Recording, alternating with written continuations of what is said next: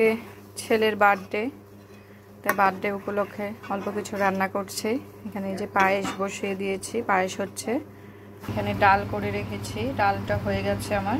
আর এখন ভাজা করব, পটল, বেগুন, আলু। আর এখানে ইলিশ মাছ ভাজা করব।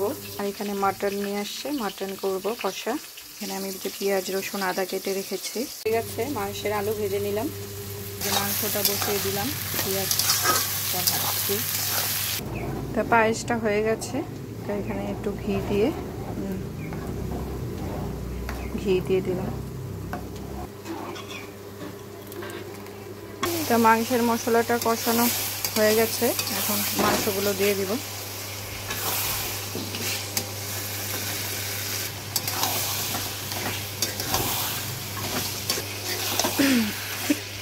তো এদিকে আমি পোলাও করব, চাল ধুয়ে শুকিয়ে নিয়েছি যে সুন্দর করে। তো এখানে আদা বাটা দিয়ে দিব, লবণ দিয়ে দিব, হলুদ দিয়ে দিব, আর অল্প করে ঘি দিয়ে দিব। এটা মেখে নিব।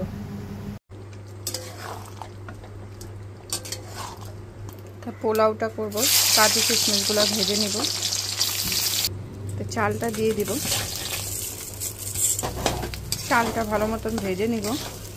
তা চালটা ভাজা হয়ে গেছে, গরম জল দিয়ে দিব, চিনি দিয়ে দিব, কাঁচা লঙ্কাগুলো দিয়ে দিব। তা পোলাওটার জলটা শুকিয়ে গেছে, দেখো। এখন আমি এই যে কাজু কিশমিশগুলো দিয়ে দিব।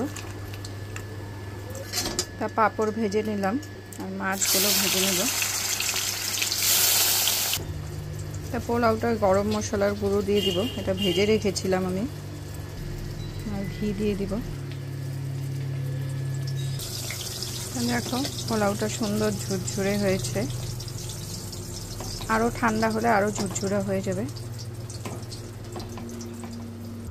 তো রান্না কমপ্লিট, তো ছেলের খাবারটা বেড়ে নিব। ছেলের খাবারটা বেড়ে নিলাম, ঘি দিয়ে, রেশক, কাঁচা লঙ্কা ভাজা দিয়ে, ইলিশ মাছ ভাজা দিয়ে খাবো।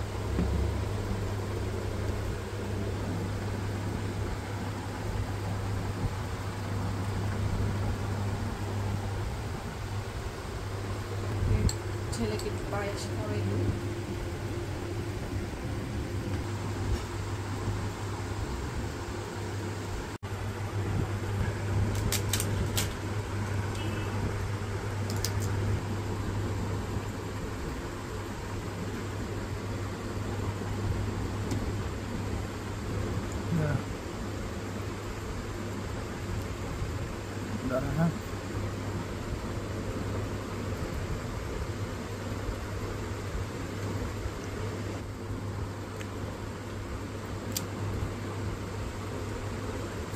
কেমন হয়েছে রেশো?